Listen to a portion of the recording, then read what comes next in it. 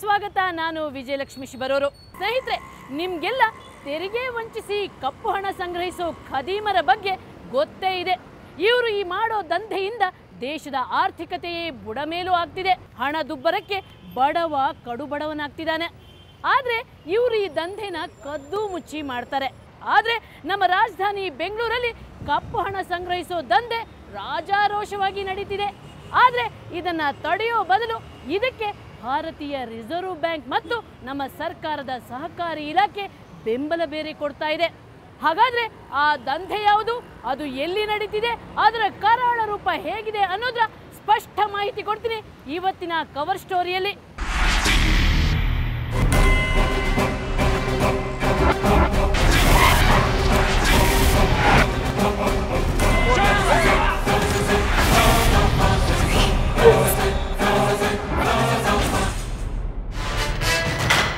ಈ ಭಯಾನಕ ದೃಶ್ಯ ಇಡೀ ದೇಶದ ಜನರನ್ನೇ ಬೆಚ್ಚಿ ಬೀಳಿಸಿತು.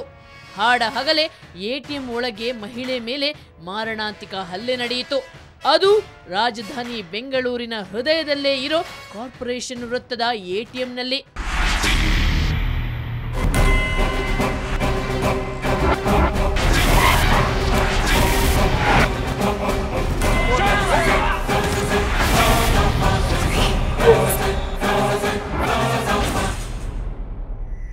ಈ ಘಟನೆಯ ಬಳಿಕ ಎಚ್ಚೆತ್ತುಕೊಂಡ ಸರ್ಕಾರ ಪ್ರತಿ ಎಟಿಎಂಗೆ ಭದ್ರತಾ ಸಿಬ್ಬಂದಿ ಇರಲೇಬೇಕು ಅಂತ ಆದೇಶ ಹೊರಡಿಸಿತು.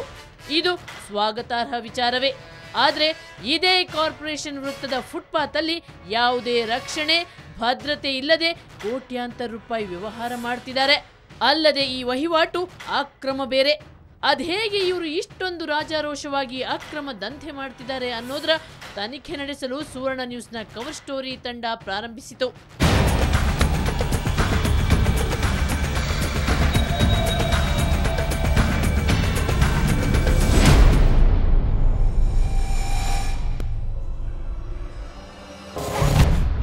ಫುಟ್ಪಾತ್ ಅಲ್ಲೇ ನೋಟಿನಾಟ. ಕಾರ್ಪೊರೇಷನ್ ವೃತ್ತದ ಬಳಿ ಎಲ್ಐಸಿ ಕಟ್ಟಡದ ನೆರಳಲ್ಲಿ ಫುಟ್ಪಾತ್ ಮೇಲೆ ಕುರ್ಚಿ ಹಾಕಿ ಹಾಯಾಗಿ ಕೂತು ಹೆಗಲ ಮೇಲೆ ಬ್ಯಾಗ್ ಸಿಕ್ಕಿಸಿಕೊಂಡು ಈ ರೀತಿ ಗ್ರಾಹಕರನ್ನ ಕರೆಯೋ ದೃಶ್ಯವನ್ನ ನೀವು ಕಂಡಿರಬಹುದು. ಇವರ ಬ್ಯಾಗ್ ತುಂಬಾ ನೋಟಿನ ಕಂತೆಗಳೇ. ರಸ್ತೆ ಮೇಲೆ ಖುಲ್ಲಂ ಖುಲ್ಲಾ ಕೋಟ್ಯಾಂತರ ರೂಪಾಯಿ ವಹಿವಾಟು.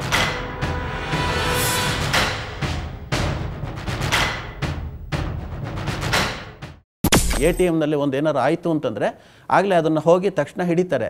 ಆದರೆ ಈ ವ್ಯಕ್ತಿ ಹಣ ಹಿಡ್ಕೊಂಡಿರ್ತಾನೆ, ಜೇಬು ತುಂಬ ಅಂದರೆ ಬ್ಯಾಗ್ ತುಂಬ ಹಣ ಇಟ್ಕೊಂಡಿರ್ತಾನೆ.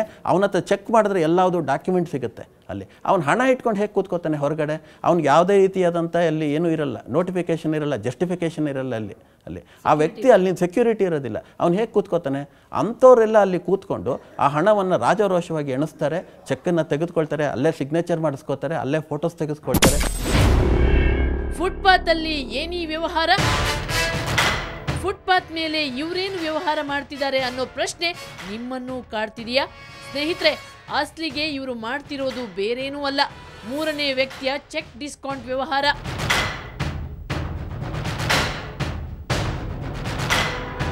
ಅವರು ಈ ಬೆಳಿಗ್ಗೆ 9:00 ಅವ್ರು ರೆಡಿ ಇರ್ತಾರೆ. ಅವ್ರ ಬ್ಯಾಗ್ಗಳು ತುಂಬ ಹಣ ಇಟ್ಕೊಂಡಿರ್ತಾರೆ. ಒಂದು 2-3 ಜನ ಜೊತೆಲಿ ಇಟ್ಕೊಂಡು ಎಲ್ಲರದ್ದು ಹಣ ಇರ್ತದೆ. ಅವರಲ್ಲಿ ಇಟ್ಕೊಂಡು ಬರ್ತಾರೆ. ಬಂದೇನು ಮಾಡ್ತಾರೆ, ಈ ಅವಕಾಶಗಳನ್ನ ಕಾಯ್ತಾ ಇರ್ತಾರೆ ಅಷ್ಟೇ. ನಮ್ಮ ಕೋರ್ಟ್ಗಳಲ್ಲೂ ಇವ್ರು ಬರ್ತಾರೆ.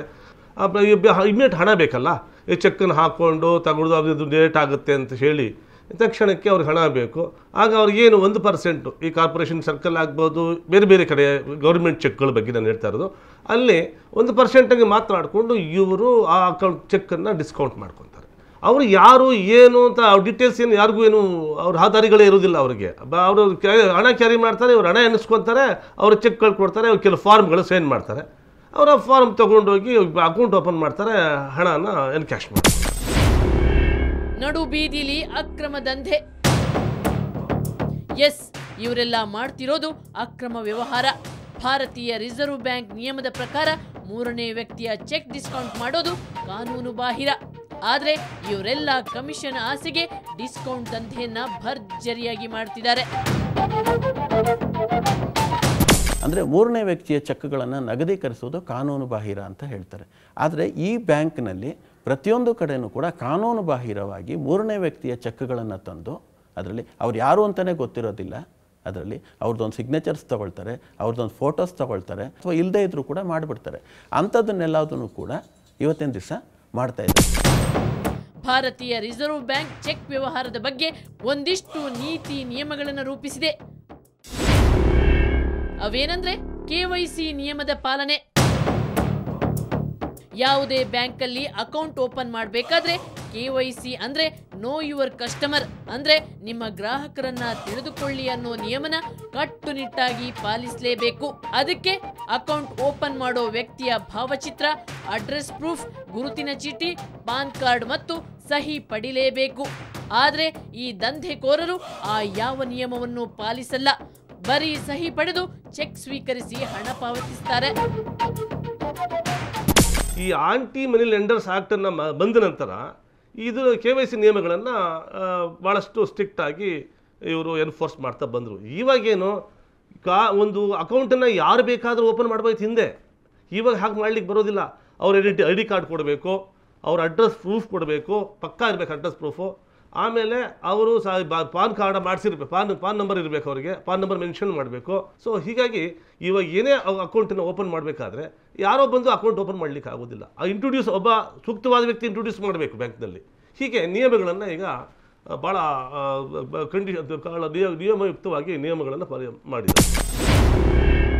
ಸಹಕಾರಿ ಸಂಸ್ಥೆಗಳಿಂದಲೇ ಅಕ್ರಮ. ದುರಂತ ಅಂದ್ರೆ ಈ ಅಕ್ರಮ ಅವ್ಯವಹಾರಕ್ಕೆ ಸಹಕಾರಿ ಸಂಸ್ಥೆಗಳೇ ಸಾಥ್ ಕೊಡ್ತಿವೆ. ಅದು ಹೇಗೆ ಗೊತ್ತಾ? ಈ ಏಜೆಂಟ್ಗಳು ತಾವು ಸಂಗ್ರಹಿಸುವ ಚೆಕ್ಗಳನ್ನು ಕೋಆಪರೇಟಿವ್ ಸೊಸೈಟಿಗೆ ತರ್ತಾರೆ. ಅಲ್ಲಿ ಕಾನೂನು ಬಾಹಿರವಾಗಿ ಚೆಕ್ ಕೊಟ್ಟವರ ನಕಲಿ ಅಕೌಂಟ್ ಓಪನ್ ಮಾಡ್ತಾರೆ. ಬಳಿಕ ಆ ಚೆಕ್ಗಳನ್ನು ಇದೇ ದಂಧೆಯಲ್ಲಿ ತೊಡಗಿರುವ ಇನ್ನೊಂದು ಶೆಡ್ಯೂಲ್ಡ್ ಬ್ಯಾಂಕ್ ಮೂಲಕ ಚೆಕ್ ಕ್ಲಿಯರೆನ್ಸ್ಗೆ ಕಳಿಸ್ತಾರೆ.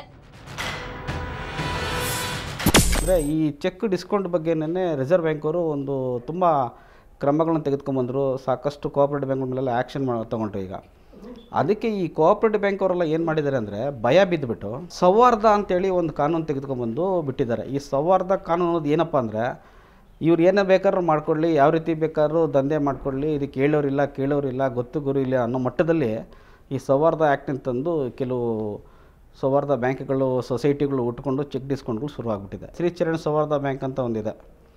ಅದು ತಾನು ಕೆಡದಲ್ದಿರ ಹೊಲನೆಲ್ಲ ಕೆಡಿಸ್ತು ಅನ್ನೋ ರೀತಿಯಲ್ಲಿ ಈ ಚೆಕ್ ದಂಧೆನ ಬೃಹದಾಕಾರವಾಗಿ ಹಿಮಾಲಯ ಪರ್ವತವರೆಗೂ ಎತ್ಕೊಂಡೋಗಿ ಇಟ್ಬಿಟ್ಟಿದ್ದಾರೆ. ಕರ್ನಾಟಕ ಸಹಕಾರಿ ಕಾಯ್ದೆ ಪ್ರಕಾರ ಯಾವುದೇ ಸಹಕಾರಿ ಸಂಘಗಳು ಚೆಕ್ ವ್ಯವಹಾರ ನಡೆಸುವ ಹಾಗಿಲ್ಲ. ಆದರೆ ರಾಜಧಾನಿಯ ಕೆಲ ಸಹಕಾರಿ ಸಂಘಗಳು ಮೂರನೇ ವ್ಯಕ್ತಿಯ ಚೆಕ್ ಡಿಸ್ಕೌಂಟ್ ಮಾಡೋದು ಮತ್ತು 1 ರಿಂದ 5% ಕಮಿಷನ್ ಹೊಡೆಯೋದನ್ನ ದಂಧೆ ಮಾಡಿಕೊಂಡಿವೆ. ಚೆಕ್ ಡಿಸ್ಕೌಂಟ್ ಮಾಡೋದ್ರಿಂದ ಏನಾಗುತ್ತೆ ಅಂತಂದರೆ ಒಬ್ಬನೇ ವ್ಯಕ್ತಿ ಅಥವಾ ಆ ಬ್ಯಾಂಕ್ನಲ್ಲಿರ್ತಕ್ಕಂಥ ಒಬ್ಬ ಕಿಂಗ್ ಪಿನ್ ಅಂತ ಏನು ಕರಿತೀವಿ ಆ ವ್ಯಕ್ತಿ ದೊಡ್ಡವನ. ಯಾಕೆಂತಂದರೆ ಆ ಒಂದು ಚೆಕ್ ಡಿಸ್ಕೌಂಟಲ್ಲಿ ಇವರು ವ್ಯವಹಾರದಲ್ಲಿ ಇದಕ್ಕೆ 1 ರಿಂದ 1.5%, 2% ಈ ಥರ ಅದಕ್ಕೆ ತಮಗಿರ್ತಕ್ಕಂಥ ಕಮಿಷನನ್ನು ಪಡಿತಾರೆ. ಈ ಕಮಿಷನ್ನು ಪಡೆಯೋದ್ರಿಂದ ಏನಾಗುತ್ತೆ, ಈ ಕಡೆ ಅವರು ಬ್ಯಾಂಕಿಂಗ್ ವ್ಯವಹಾರನ ನಡೆಸ್ತಾ ಇರ್ತಾರೆ, ಈ ಥರ ಇಲ್ಲಿ ಚೆಕ್ ನಗದೀಕರಣ ನಡೆಸೋದ್ರಿಂದ ಇದು ಇವ್ರಿಗೆ ಗೈನ್ ಆಗುತ್ತೆ ಹೊರತು ಬೇರೆ ಒಂದು ವಿಷಯಗಳಿಗೆ ಇವರು ಇನ್ಕಮ್ ಟ್ಯಾಕ್ಸಿಗೆ ತೋರಿಸೋದಿಲ್ಲ. ಅದನ್ನು ಹೌದು, ಅದು ಬ್ಲ್ಯಾಕ್ ಮನಿಯಾಗೆ ಕನ್ವರ್ಟ್ ಆಗುತ್ತೆ. ಅದು ಎಲ್ಲಿ ಅಂತ ತೋರಿಸ್ತಾ ಇದ್ದಾರೆ. ಇವರು ಇದನ್ನು ಬ್ಲ್ಯಾಕ್ ಮನಿಯಾಗಿ ಇವ್ರು ಇಟ್ಕೋತಾರೆ. ಇದಕ್ಕೆ ಒಬ್ಬನೇ ವ್ಯಕ್ತಿಗಳು ಕಾರಣರಾಗಿರ್ತಾರೆ. ಇತಿಮಿತಿಯಲ್ಲಿರಬೇಕು. ಭಾರತೀಯ ರಿಸರ್ವ್ ಬ್ಯಾಂಕ್ ನಿಯಮದ ಪ್ರಕಾರ ಯಾವುದೇ ಬ್ಯಾಂಕ್ ತನ್ನ ನಂಬಿಕಸ್ಥ ಗ್ರಾಹಕನಿಗೆ ಅಪರೂಪಕ್ಕೊಮ್ಮೆ ಚೆಕ್ ಡಿಸ್ಕೌಂಟ್ ಸೌಲಭ್ಯ ಕೊಡಬಹುದು. ಆದರೆ ಅದರ ಮಿತಿ 50,000 ರೂಪಾಯಿ ದಾಟಬಾರ್ದು ಅಂತ ಸ್ಪಷ್ಟವಾಗಿ ಹೇಳುತ್ತೆ. ಆದರೆ ಕೆಲ ಬ್ಯಾಂಕ್ಗಳು ಈ ನಿಯಮವನ್ನ ಗಾಳಿಗೆ ತೂರಿ ಮನಸೋ ಇಚ್ಛೆ ಮೂರನೇ ವ್ಯಕ್ತಿ ಚೆಕ್ ಡಿಸ್ಕೌಂಟ್ ಮಾಡ್ತಿವೆ. ಈಗೇನಾಗ್ತದೆ, 50,000 ಮ್ಯಾಕ್ಸಿಮಮ್. ಒಂದು ದಿನಕ್ಕೆ ಅದಕ್ಕಿಂತ ಹೆಚ್ಚಿಗೆ ಡ್ರಾ ಮಾಡಲಿಕ್ಕೆ ಬರೋದಿಲ್ಲ.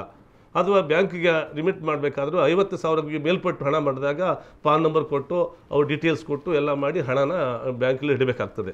ಇಲ್ಲಿ ಏನಾಗ್ತಾ ಇದೆ, ಈ ನಿಯಮಗಳೆಲ್ಲ ಪಾಲಿಸ್ತಾ ಇಲ್ಲ. ಈಗ ಆ ನಿಯಮಗಳು ಇದು ಪಾಲಿಸಿದರೆ ಈ ಡಿಸ್ಕೌಂಟಿಂಗ್ ಏನು ಚೆಕ್ ಡಿಸ್ಕೌಂಟಿಂಗ್ ಮಾಡಲಿಕ್ಕೆ ಆಗೋದಿಲ್ಲ. ಅದನ್ನು ನೋಡಿಕೊಂಡಾಗ ಇದು ಹೇಗೆ ನಡೀತಾ ಇದೆ ಅನ್ನೋದ್ರ ಬಗ್ಗೆ ನಮಗೆ ಆಶ್ಚರ್ಯ ಆಗ್ತದೆ. ಏಕೆಂದರೆ ಈಗ ಬ್ಯಾಂಕ್ ಅದು ಗೌರ್ಮೆಂಟ್ ಚೆಕ್ಗಳಲ್ಲಿ ಲಕ್ಷಾಂತರ ರೂಪಾಯಿ ಚೆಕ್ಗಳು ಬರ್ತಾ ಇವೆ. ಆ ಚೆಕ್ ಬಂದಾಗ ಅದು ಹಾಗೇ ಡಿಸ್ಕೌಂಟು ಆಗ್ತಾ ಇವೆ. ಈ ಕಮಿಷನ್ ಬೇಸಿಸ್ ಮೇಲೆ 1% ಕಮಿಷನ್ ಬೇಸಿಸ್ ಮೇಲೆ ಡಿಸ್ಕೌಂಟ್ ಆಗ್ತಾ ಇವೆ. ಇದು ಅನಿಸುತ್ತೆ ನಮಗೂ. ಇದು ಹೇಗೆ, ಇದು ಎಲ್ಲಿ ನಡೀತಾ ಇದೆ, ಹೇಗೆ ನಡೀತಾ ಇದೆ ಅನ್ನೋದ್ರ ಬಗ್ಗೆ ನಮಗೆ ಅದು ಅರ್ಥ ಆಗ್ತಾ ಇಲ್ಲ. ಸಹಕಾರಿ ಚಳವಳಿ ಉದಾತ್ತ ಧ್ಯೇಯಕ್ಕಾಗಿ ಪ್ರಾರಂಭ ಆಗಿರೋದು. ಆದರೆ ಕೆಲ ಸಹಕಾರಿ ಸಂಘಗಳು ಇಂಥ ಅಕ್ರಮದಲ್ಲಿ ತೊಡಗಿ ಸಹಕಾರಿ ಚಳುವಳಿಗೆ ಮಸಿ ಬಳಿತಿವೆ. ಅಷ್ಟೇ ಅಲ್ಲ, ಕೆಲ ಬ್ಯಾಂಕ್ಗಳು ಚೆಕ್ ಡಿಸ್ಕೌಂಟ್ ಅಕ್ರಮದಲ್ಲಿ ತೊಡಗಿ ಕಪ್ಪು ಹಣದ ಸಂಗ್ರಹ ಮಾಡಿ ದೇಶದ ಆರ್ಥಿಕತೆಗೆ ಕೊಡಲಿ ಏಟು ಕೊಡ್ತಿವೆ.